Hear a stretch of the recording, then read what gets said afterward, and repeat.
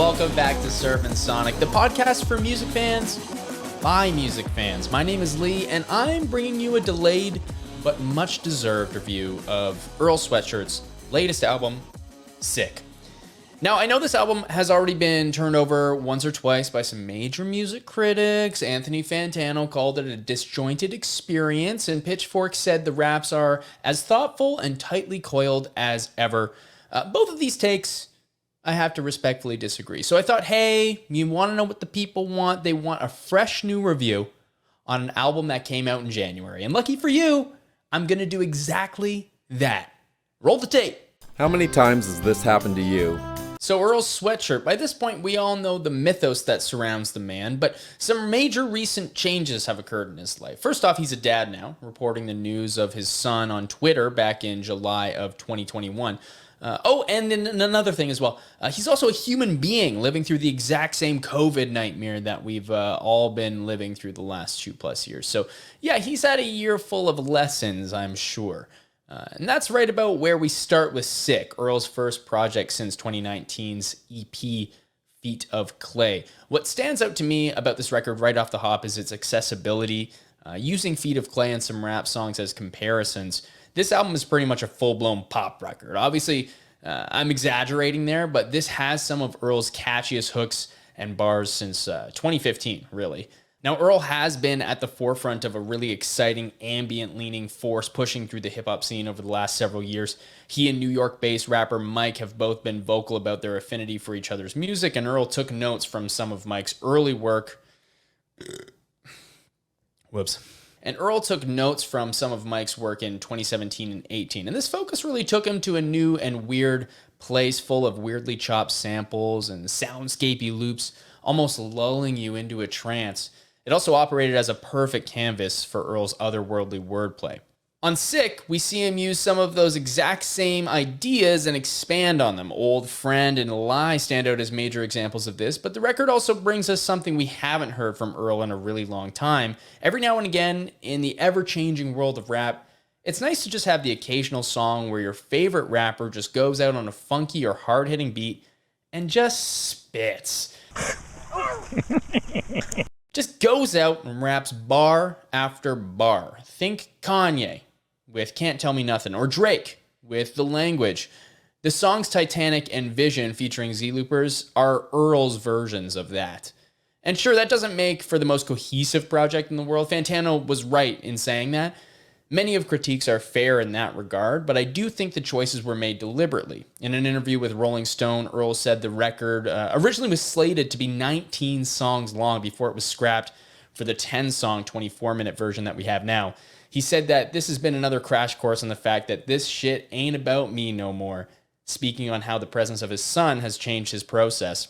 And that's what this album is all about. Earl has undergone real changes, an expanding family, a deadly virus halting the normalcy of his career as an artist. Those are things that have a wide array of varying emotions attached to them. And we should expect that his work may reflect that, as we should probably expect that from any artist or any professional. Does that mean that this album is free of scrutiny? No, certainly not. That's not what I'm trying to say. And that's where Pitchfork comes in. Do I think Earl sounds clearer or more confident as just lofting up songs with big gold nuggets stamped on them with this record? No. If anything, Earl sounds tired, worried of the future that's in store for his child, and done with the pandemic in general. In fact, the gold on this album still exists in some of his most understated songs, and less eye-catching ones. That's always been Earl's sweet spot. To me, this isn't Earl's worst work. With every record, he becomes slicker with his words and smoother with his delivery, but it's also not his best. Earl's real-life adjustments can be heard on this record, and although that's authentic, it may take some time for him to adjust to that new reality and really unlock whatever the next stage is for him in his career. Sick is a time capsule of a record, and I think we'll look back at it as an important piece of the journey Earl Sweatshirt's career is on, just maybe not the highlight of it. I'm giving Sick a 7.5 nervous public coughs where everyone looks at you because they think you definitely have COVID.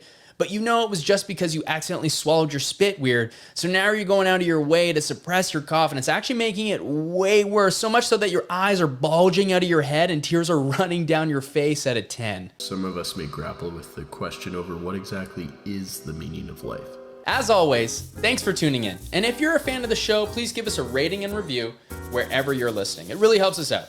Follow us at ServantSonic on Instagram or Twitter, and subscribe to our YouTube channel to see our ugly mugs whenever we post new content. Taking us out this week, we've got Earl Sweatshirts Live. Later.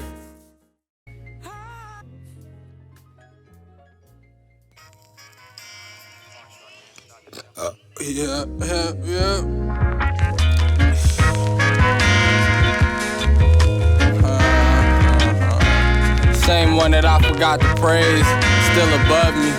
One thing about it, I'ma beat him to the punches. Stumped all day thinking mama where the love went. With every triplet of trips around the sun, some of the sludge get thick, I'm chipping away at crust. Hold your head, your shit is in for a whole nother bus.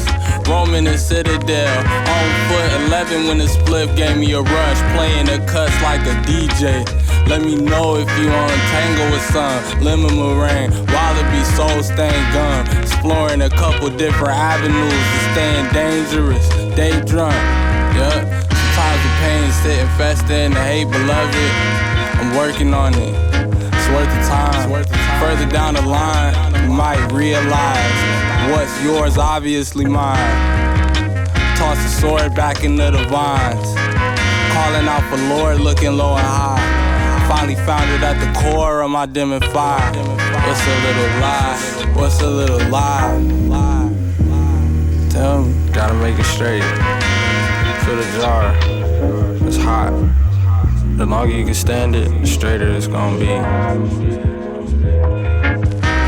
gritted my teeth, my eyes watered, my nose was running. I couldn't stand it any longer. And my head caught fire.